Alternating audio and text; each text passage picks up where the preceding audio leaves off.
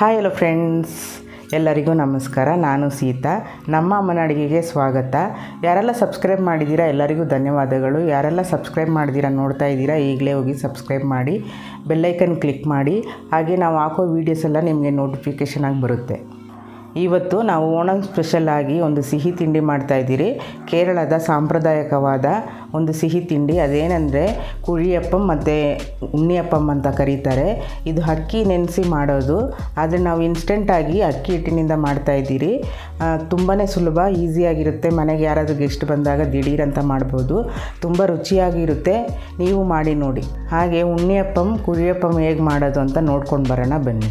ಉಣ್ಣಿಯಪ್ಪ ಮಾಡೋದಕ್ಕೆ ಬೇಕಾಗಿರುವ ಇಂಗ್ರೀಡಿಯೆಂಟ್ಸ್ ಇಲ್ಲಿ ನಾನು 2 ಪಚ್ಚಬಾಳೆಹಣ್ಣು ತಗೊಂಡಿದ್ದೀನಿ, ಅರ್ಧ ಕಪ್ ಆಗೋಷ್ಟು ಅಕ್ಕಿ ಹಿಟ್ಟು, ಹಾಗೆಯೇ 2 ಟೇಬಲ್ ಸ್ಪೂನ್ ಆಗೋಷ್ಟು ಮೈದಾ, ಅರ್ಧ ಕಪ್ ಆಗೋಷ್ಟು ತೆಂಗಿನಕಾಯಿನ ಚಿಕ್ಕದಾಗಿ ಕಟ್ ಮಾಡಿ ಇಟ್ಕೊಂಡಿದ್ದೀನಿ, 3/4 ಕಪ್ ಆಗೋಷ್ಟು ಬೆಲ್ಲನ ತೊಗೊಂಡಿದ್ದೀನಿ, ಅಂದರೆ 100 ಗ್ರಾಮ್ ಆಗೋಷ್ಟು ಬರುತ್ತೆ. ಹಾಗೆಯೇ 4 ಏಲಕ್ಕಿ, ಅರ್ಧ ಟೀ ಸ್ಪೂನ್ ಆಗೋಷ್ಟು ಕಪ್ಪುದು ಎಳ್ಳು ತೊಗೊಂಡಿದ್ದೀನಿ, ಹಾಗೆಯೇ 1/4 ಟೀ ಸ್ಪೂನ್ ಆಗೋಷ್ಟು ಬೇಕಿಂಗ್ ಸೋಡಾ ತೊಗೊಂಡಿದ್ದೀನಿ, 2 ಟೇಬಲ್ ಸ್ಪೂನ್ ಆಗೋಷ್ಟು ಗೋಧಿ ಹಿಟ್ಟು, 1 ಟೇಬಲ್ ಸ್ಪೂನ್ ಆಗೋಷ್ಟು ರವೆ, ಹಾಗೆಯೇ 1 ಚಿಟಿಕೆ ಆಗೋಷ್ಟು ಉಪ್ಪು ಬೇಕಾಗುತ್ತೆ, ಮತ್ತು ತುಪ್ಪನ ತೊಗೊಂಡಿದ್ದೀನಿ. ಮಾಡೋದು ಹೇಗೆ ಅಂತ ನೋಡೋಣ. ಮೊದಲು ಸ್ಟವ್ ಹಚ್ಚಿ ನಾನೊಂದು ಪಾತ್ರೆನ ಇಟ್ಕೊಂಡಿದ್ದೀನಿ. ಇವಾಗ ಇದಕ್ಕೆ ನಾನು ಬೆಲ್ಲನ ಹಾಕ್ಕೊಂಡು ಅದೇ ಇದು ಮೆಜರಿಂಗ್ ಕಪ್ಪಲ್ಲಿ ನಾನು ಒಂದು ಅರ್ಧ ಕಪ್ ಆಗೋಷ್ಟು ನೀರು ಹಾಕ್ಕೊಂಡು ಚೆನ್ನಾಗಿ ಇದೇ ಥರನೇ ನಾನು ಕರಗಿಸ್ಕೊತಾ ಇದ್ದೀನಿ. ಬೆಲ್ಲ ಕರಗಬೇಕು ಅಷ್ಟೇ, ಪಾಕ ಆಗುವಂಥ ಅವಶ್ಯಕತೆ ಇಲ್ಲ. ನೋಡಿ, ಈ ಥರ ಬೆಲ್ಲ ಚೆನ್ನಾಗಿ ಕರಗಿದ್ರೆ ಸಾಕಾಗುತ್ತೆ. ಅದು ಸಪ್ರೇಟಾಗಿ ಎತ್ತಿಟ್ಕೊಂಡು ಅದು ಪ್ಯಾನ್ನ ಇಟ್ಕೊಂಡಿದ್ದೀನಿ. ಇವಾಗ ಇದಕ್ಕೆ ತುಪ್ಪ 1 ಟೇಬಲ್ ಸ್ಪೂನ್ ಹಾಕ್ಕೊಂಡು ತೆಂಗಿನಕಾಯಿನ ಚಿಕ್ಕದಾಗಿ ಕಟ್ ಮಾಡಿ ಇಟ್ಕೊಂಡಿದ್ನಲ್ಲ ಅದನ್ನು ಹಾಕ್ಕೊಂಡು ಚೆನ್ನಾಗಿ ಫ್ರೈ ಮಾಡ್ಕೊತಾ ಇದ್ದೀನಿ. ಇದು ತೆಂಗಿನಕಾಯಿ ನಾವು ಎಷ್ಟು ಚೆನ್ನಾಗಿ ಫ್ರೈ ಮಾಡ್ತೀರಿ ಅಷ್ಟು ಟೇಸ್ಟಿ ಇರುತ್ತೆ. ಇವಾಗ ನೋಡಿದ್ರೆಲ್ಲ ತೆಂಗಿನಕಾಯಿ ಗೋಲ್ಡನ್ ಬ್ರೌನ್ ಬರಬೇಕು, ಅಲ್ಲಿವರೆಗೂ ಫ್ರೈ ಮಾಡಿಕೊಂಡ್ರೆ ಸಾಕಾಗುತ್ತೆ. ಇವಾಗ ಇದು ಸಹ ರೆಡಿಯಾಗಿದೆ. ಇವಾಗ ನಾನೊಂದು ಮಿಕ್ಸಿ ಜಾರ್ಗೆ ನಾನಿವಾಗ ಅಕ್ಕಿ ಹಿಟ್ಟನ್ನು ಹಾಕ್ಕೊಂಡಿದ್ದೀನಿ, ಹಾಗೆಯೇ ಗೋಧಿ ಹಿಟ್ಟನ್ನು ಹಾಕ್ಕೊತಾ ಇದ್ದೀನಿ, ಮೈದಾ ಹಿಟ್ಟನ್ನು ಹಾಕ್ಕೊತಾ ಇದ್ದೀನಿ, ರವೆನ ಹಾಕ್ಕೊತಾ ಇದ್ದೀನಿ, ಹಾಗೆಯೇ 4 ಏಲಕ್ಕಿನ ಹಾಕ್ಕೊಂಡಿದ್ದೀನಿ, ಉಪ್ಪನ್ನು ಹಾಕ್ಕೊತಾ ಇದ್ದೀನಿ, ಹಾಗೆಯೇ 2 ಬಾಳೆಹಣ್ಣು ಚಿಕ್ಕದಾಗಿ ಕಟ್ ಮಾಡಿ ಹಾಕ್ಕೊಂಡಿದ್ದೀನಿ. ಬಾಳೆಹಣ್ಣು ಏನಾದ್ರು ದೊಡ್ಡದಾಗಿತ್ತು ಅಂದರೆ 2 ಹಾಕ್ಕೊಳ್ಳಿ, ಇಲ್ಲ ಸ್ವಲ್ಪ ಮೀಡಿಯಮ್ ಸೈಜ್ ಚಿಕ್ಕದಾಗಿತ್ತು ಬಾಳೆಹಣ್ಣು ಅಂತಂದರೆ 3 ಬಾಳೆಹಣ್ಣು ಹಾಕ್ಕೊಳ್ಳಿ. ಇವಾಗ ನೋಡಿ, ಬೆಲ್ಲ ಕರಗಿಸ್ಕೊಂಡು ಇಟ್ಕೊಂಡಿದ್ನಲ್ಲ ಅದನ್ನ ಈ ಥರ ಫಿಲ್ಟರ್ ಮಾಡಿ ಹಾಕ್ಕೊಂಡಿದ್ದೀನಿ. ಈ ಥರ ಹಾಕ್ಕೊಂಡು ಚೆನ್ನಾಗಿ ನಾವು ಪೇಸ್ಟ್ ಮಾಡ್ಕೊಂಡು ಬರಬೇಕಾಗುತ್ತೆ. ನೋಡಿ, ಕನ್ಸಿಸ್ಟೆನ್ಸಿ ಬಂದು ಈ ಥರ ತಿಕ್ಕಾಗಿರಬೇಕು, ತುಂಬ ಲೂಸಾಗೂ ಇರಬಾರ್ದು. ನೋಡಿ, ಈ ಥರ ಕನ್ಸಿಸ್ಟೆನ್ಸಿ ಇದ್ದರೆ ಕರೆಕ್ಟಾಗಿದೆ ಅಂತ ಅರ್ಥ. ಇವಾಗ ಇದೆಲ್ಲ ರೆಡಿಯಾಗಿದೆ. ಇವಾಗ ಇದನ್ನು ನಾನೊಂದು ಸಪ್ರೇಟಾಗಿ ಒಂದು ಬೌಲ್ಗೆ ಟ್ರಾನ್ಸ್ಫರ್ ಮಾಡ್ಕೊತಾ ಇದ್ದೀನಿ. ನೋಡಿದ್ರಲ್ಲ, ಈ ಥರ ತುಂಬ ಗಟ್ಟಿನೂ ಇರಬಾರ್ದು, ತುಂಬ ಲೂಸಾಗೂ ಇರಬಾರ್ದು, ಈ ಥರ ಇರಬೇಕು ಕನ್ಸಿಸ್ಟೆನ್ಸಿ. ಇವಾಗ ಇದನ್ನೆಲ್ಲ ಒಂದು ಸತಿ ನಾನು ಇದೇ ಥರ ಮಿಕ್ಸ್ ಮಾಡ್ಕೊತಾ ಇದ್ದೀನಿ. ಇವಾಗ ಇದಕ್ಕೆ ನಾನು ಕಪ್ಪುದು ಎಳ್ಳು ಬರುತ್ತಲ್ಲ ಅದನ್ನು ಹಾಕ್ಕೊಂಡಿದ್ದೀನಿ, ಹಾಗೆಯೇ ತೆಂಗಿನಕಾಯಿನ ಫ್ರೈ ಮಾಡಿ ಇಟ್ಕೊಂಡಿದ್ನಲ್ಲ ತುಪ್ಪದಲ್ಲಿ ಅದನ್ನು ಹಾಕ್ಕೊತಾ ಇದ್ದೀನಿ. ಇವಾಗ ಇದನ್ನು ಚೆನ್ನಾಗಿ ಒಂದು ಸತಿ ಮಿಕ್ಸ್ ಮಾಡ್ಕೋಬೇಕಾಗುತ್ತೆ. ನೋಡಿದ್ರಲ್ಲ, ಇದೇ ಥರನೇ ಚೆನ್ನಾಗಿ ಎಲ್ಲನೂ ಮಿಕ್ಸ್ ಮಾಡ್ಕೊಂಡಿದ್ದಾದಮೇಲೆ ಇವಾಗ ಇದಕ್ಕೆ ನಾನು ಸೋಡಾನ ಹಾಕ್ಕೊತಾ ಇದ್ದೀನಿ.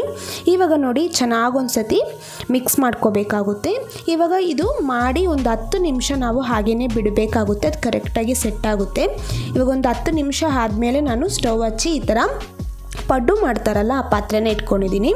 ಇವಾಗ ಇದೇ ಥರನೇ ತುಪ್ಪನ ಹಾಕ್ಕೊಂಡು ಮಾಡ್ಬೋದು, ಇಲ್ಲ ತುಪ್ಪ ಬೇಡ ಅಂದರೆ ತುಪ್ಪ ಎಣ್ಣೆ 2 ಮಿಕ್ಸ್ ಮಾಡಿ ಸಹನೂ ಮಾಡ್ಕೋಬೋದು. ಬರೀ ತುಪ್ಪದಲ್ಲಿ ಮಾಡಿದ್ರೆ ತುಂಬಾ ಚೆನ್ನಾಗಿರುತ್ತೆ ಟೇಸ್ಟು.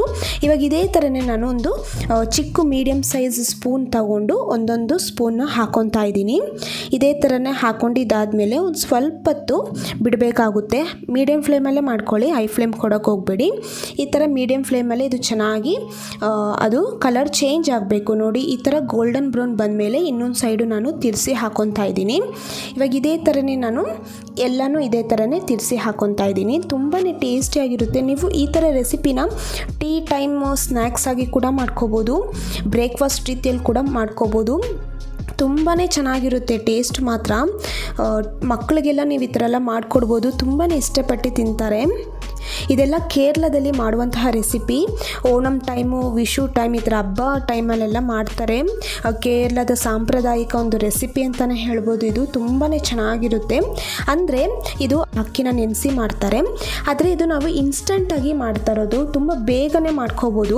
ಒಂದು ಅರ್ಧ ಅವರಲ್ಲಿ ನಾವು ಈ ಥರ ಉಣ್ಣಿಯಪ್ಪಂನ ಮಾಡ್ಕೋಬೋದು. ತುಂಬಾ ಚೆನ್ನಾಗಿರುತ್ತೆ. ಇವಾಗ ನೋಡಿ, ಇದೇ ಥರನೇ ನಾನು ಎಲ್ಲನೂ ಮಾಡಿ ಇಟ್ಕೊತಾ ಇದ್ದೀನಿ. ನೋಡಿದ್ರಲ್ಲ, ಇವಾಗ ಇನ್ನೊಂದು ಬ್ಯಾಚ್ ಸಹ ನಾನು ಮಾಡಿ ಈ ಥರ ಸಪ್ರೇಟಾಗಿ ಎತ್ತಿಟ್ಕೊತಾ ಇದ್ದೀನಿ. ನಿಮಗೆ ರೆಸಿಪಿ ಇಷ್ಟ ಆಗಿದೆ ಅಂದರೆ ನೀವು ಸಹ ಮನೇಲಿ ಒಂದು ಸತಿ ಟ್ರೈ ಮಾಡಿ ಹೇಗೆ ಬಂತು ಅಂತ ಕಮೆಂಟ್ ಮಾಡಿ. ಇವಾಗ ನೋಡಿದ್ರಲ್ಲ, ನಾನು ಎಲ್ಲ ಮಾಡಿ ಇಟ್ಕೊಂಡಿದ್ದೀನಿ. ತುಂಬಾ ಚೆನ್ನಾಗಿ ಬರುತ್ತೆ ಫ್ರೆಂಡ್ಸ್. ನೀವು ಸಹ ಮನೇಲಿ ಒಂದು ಸತಿ ಟ್ರೈ ಮಾಡಿ ಹೇಗೆ ಬಂತು ಅಂತ ಕಮೆಂಟ್ ಮಾಡಿ. ಹಾಗೆಯೇ ನಮ್ಮ ಅಮ್ಮನ ಅಡುಗೆ ಚಾನಲ್ನ ಸಬ್ಸ್ಕ್ರೈಬ್ ಮಾಡ್ಕೊಂಡಿಲ್ಲ ಅಂದರೆ ಸಬ್ಸ್ಕ್ರೈಬ್ ಮಾಡ್ಕೊಳ್ಳಿ. ಹಾಗೆಯೇ ಪಕ್ಕದಲ್ಲಿ ಬರುವ ಬೆಲ್ ಐಕಾನ್ನ ಕ್ಲಿಕ್ ಮಾಡ್ಕೊಳ್ಳಿ. ನಾವು ಹಾಕೋ ಎಲ್ಲ ವೀಡಿಯೋಸು ನಿಮಗೆ ನೋಟಿಫಿಕೇಷನ್ ಆಗಿ ಬರುತ್ತೆ.